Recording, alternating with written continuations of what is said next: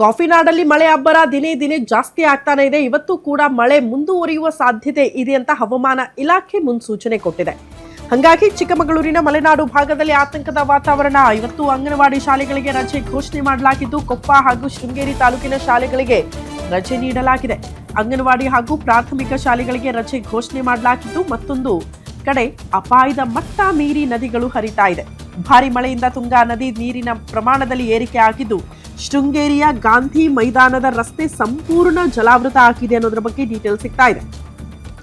ಇವತ್ತು ಕೂಡ ಮಳೆ ಮುಂದುವರೆದ್ರೆ ಆತಂಕದ ವಾತಾವರಣ. ಕಾರಣ ಜಲಾಶಯಗಳು ಭರ್ತಿಯಾಗಿದೆ, ಬಹುತೇಕ ಕಡೆ ನೀರು ತುಂಬಿಕೊಂಡಿದೆ. ಹಾಗಾಗಿ ಮತ್ತೆ ಮುಂದುವರೆದ್ರೆ ಮಳೆ ಆತಂಕದ ವಾತಾವರಣ ಭಾಗದ ಜನ ಫೇಸ್ ಮಾಡ್ತಿದ್ದಾರೆ.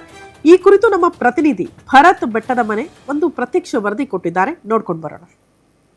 ದಿನಗಳಿಂದ ಕಾಫಿ ನಾಡಿನ ಮಲೆನಾಡು ಭಾಗದಲ್ಲಿ ವರುಣನ ಆರ್ಭಟ ಜೋರಾಗಿದೆ. ಅದರಲ್ಲೂ ಪ್ರಮುಖವಾಗಿ ಏನು ಶೃಂಗೇರಿ ಮತ್ತು ಕೊಪ್ಪ ಎನ್ಆರ್ಪುರ ಭಾಗದಲ್ಲಿ ಸುರಿತಕ್ಕಂತಹ ಧಾರಾಕಾರ ಮಳೆಯಿಂದಾಗಿ ತುಂಗಾ, ಭದ್ರಾ ಮತ್ತು ಹೇಮಾವತಿ ನದಿಗಳು ತುಂಬಿ ಹರಿತಿರ್ತಕ್ಕಂತಹ ದೃಶ್ಯ ಸಾಮಾನ್ಯವಾಗಿ ಕಂಡು ಬರ್ತದೆ. ಇದೇನು ಈಗ ನಾನು ಶೃಂಗೇರಿಯ ಒಂದು ತುಂಗೆಯ ಒಂದು ಆಸುಪಾಸಿನಲ್ಲಿದ್ದೇನೆ. ಸೊ ಈ ಒಂದು ತುಂಗಾ ನದಿ ಏನು ಕಾಣ್ತದೆ, ಇದು ಕಳೆದ 3 ದಿನಗಳಿಂದ ಪುಷ್ಯ ಮಳೆ ನಿರಂತರವಾಗಿ ಸುರಿಯುತ್ತಿದೆ.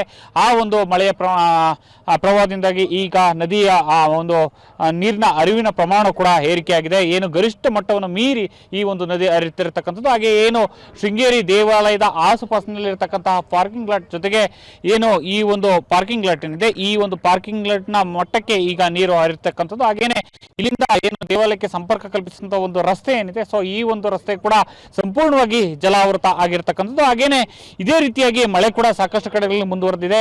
ಏನು ಕೊಪ್ಪ ಇರ್ಬೋದು, ಜೈಪುರ ಇರ್ಬೋದು, ಎನ್ಆರ್ಪುರ ಭಾಗದಲ್ಲಿ ಸಾಕಷ್ಟು ಅನಾಹುತಗಳನ್ನ ಈ ಮಳೆ ಸೃಷ್ಟಿ ಮಾಡಿದೆ. ಅದರ ಜೊತೆಗೆ ಕೆಲವು ಕಡೆಗಳಲ್ಲಿ ಗುಡ್ಡಗಳು ಕೂಡ ಕುಸಿತ ಉಂಟಾಗಿದೆ.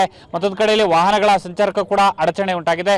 ಮತ್ತೊಂದು ಕಡೆಯಲ್ಲಿ ಆರಂಭ ಹಂತದಲ್ಲಿ ಏನು ಮುಂಗಾರು ಕೈಕೊಟ್ಟಿತ್ತು, ಆದರೆ ಈ ಬಾರಿ ಮಧ್ಯಂತರದಲ್ಲಿ ಈ ಒಂದು ಮುಂಗಾರಿನ ಆರ್ಭಟ ಜೋರಾಗಿದೆ. ಹಾಗಾಗಿ ಈ ನದಿಗಳು ತುಂಬಿ ಹರಿಯುತ್ತಿದೆ. ಮತ್ತೊಂದು ಕಡೆಯಲ್ಲಿ ಈ ಒಂದು ನದಿ ಪಾತ್ರದಲ್ಲಿ ಇರ್ತಕ್ಕಂತಹ ಜನರಿಗೆ ಈಗಾಗಲೇ ಜಿಲ್ಲಾಡಳಿತ ಕೂಡ ಒಂದು ಸೂಚನೆಯನ್ನು ಕೊಟ್ಟಿದೆ. ಏನು ನದಿ ಪಾತ್ರದಲ್ಲಿ ಇರ್ತಕ್ಕಂತಹ ಜನರು ಮುನ್ನೆಚ್ಚರಿಕೆಯನ್ನು ವಹಿಸಿ, ಜೊತೆಗೆ ಯಾರು ಈ ಒಂದು ಪ್ರವಾಹದ ಪರಿಸ್ಥಿತಿಯನ್ನು ಅನುಭವಿಸ್ತಿದ್ರೆ ಅವರು ಸುರಕ್ಷಿತ ಸ್ಥಳಗಳಿಗೆ ತೆರಳಿ ಅಂತಕ್ಕಂಥ ಒಂದು ಸೂಚನೆಯನ್ನು ಕೂಡ ಕೊಟ್ಟಿರುವಂಥದ್ದು. ಹಾಗೆಯೇ ಮಳೆ ಮತ್ತಷ್ಟು ಮುಂದುವರೆದರೆ ಜಿಲ್ಲೆಯಲ್ಲಿ ಮತ್ತಷ್ಟು ಅನಾಹುತಗಳು ಸೃಷ್ಟಿಯಾಗುವಂತಹ ಒಂದು ಸಾಧ್ಯತೆ ಕೂಡ ಹೆಚ್ಚಿರುವಂಥದ್ದು. Bharat, Guarantee News, Chikkamagaluru.